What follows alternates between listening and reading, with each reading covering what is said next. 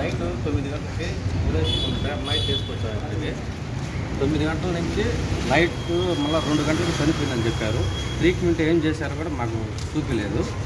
ఇప్పుడు మధ్యాహ్నం 1 గంట దాకా కూడా శప నీయకుండా ఇప్పుడు దాకా లంచాలు అడుగుతూ పంపించకుండా పెట్టారు.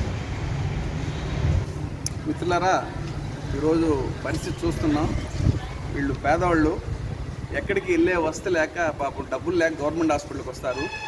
కొన్ని అనివార్య కారణాల వల్ల వీళ్ళ దగ్గర వస్తువులు లేక పేషెంట్ చనిపోవచ్చు.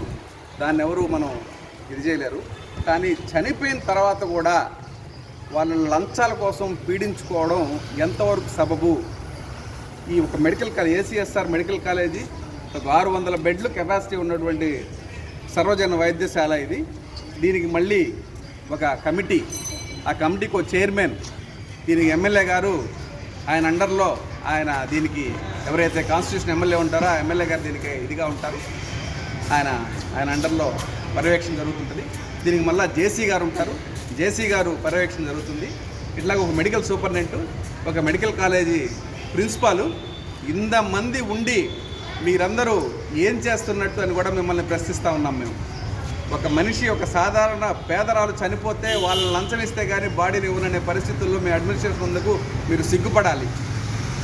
ఇంతకుముందు జనసేన పార్టీ వాళ్ళు అధికారం రాకముందు మేము ఏమున్నా ప్రజలకు కష్టం వస్తే మేము వచ్చి ఉంటామని చెప్పేవాళ్ళు. ఈరోజు అధికారంలో భాగస్థులైన తర్వాత పూర్తిగా ప్రజా సమస్యలు గాలికి వదిలేసి వాళ్ళు వాళ్ళ కూటమి ప్రభుత్వంతో భజన చేసుకుంటూ కూర్చున్న పరిస్థితి. కాబట్టి వీళ్ళ కోసం మన కమ్యూనిస్ట్ పార్టీని వాళ్ళు ఆశ్రయిస్తే ఇక్కడికి వచ్చి వాళ్ళతో మాట్లాడి వాళ్ళ శవాన్ని వాళ్ళకి ఇప్పించాం. ఆ ఇచ్చే పద్ధతి కూడా ఎలా ఇచ్చారంటే ఏదో ఇసిరి పారేసినట్టుగా ఇచ్చే పరిస్థితి. మీరు డబ్బులు ఇవ్వకపోతే మున్సిపాలిటీకి అప్పచెప్పాలనే పరిస్థితి. చివరికి మాలాంటి వాళ్ళు కమ్యూనిస్టులు ఎంటర్ అయిన తర్వాత వాళ్ళు పక్కకు తప్పుకొని బాడీని చేతికిచ్చారు. ఇది చాలా దుర్మార్గం. దీని మీద ఎమ్మెల్యే గారు స్పందించాలి. రూరల్ ఎమ్మెల్యే కోటమిరెడ్డి సీతారెడ్డి గారు, అలాగే మెడికల్ సూపరింటెండెంట్ కానీ ప్రిన్సిపాల్ గారు కానివ్వండి. ఇది అంత మంచి పద్ధతి కాదు. మీరందరూ అంటే మీ ఇళ్లలో ఇలాంటి ఇబ్బందులు జరిగినా కూడా మీకు ఇలా జరిగితే మీరు సహిస్తారా అని కూడా మిమ్మల్ని అడుగుతూ ఉన్నాం. దీనికి చైర్మన్ బీజేపీకి సంబంధించిన ఆయన్ని దీన్ని చైర్మన్గా పెట్టినారు. ముగరాళ్ళ సురేష్ ఎవరో సురేష్ గారిని ఇక్కడ పెట్టినారు.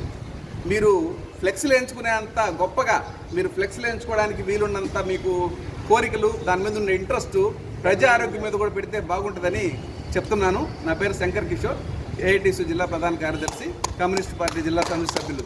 కాబట్టి దీనిని కలెక్టర్ దగ్గరికి తీసుకెళ్తాం, జేసీ గారి దగ్గరికి తీసుకెళ్తాం. వీళ్ళకి లంచం అడిగిన వాళ్ళకి శిక్ష పడేది వరకు కూడా మా పోరాటం కొనసాగిస్తామని తెలియజేస్తాం.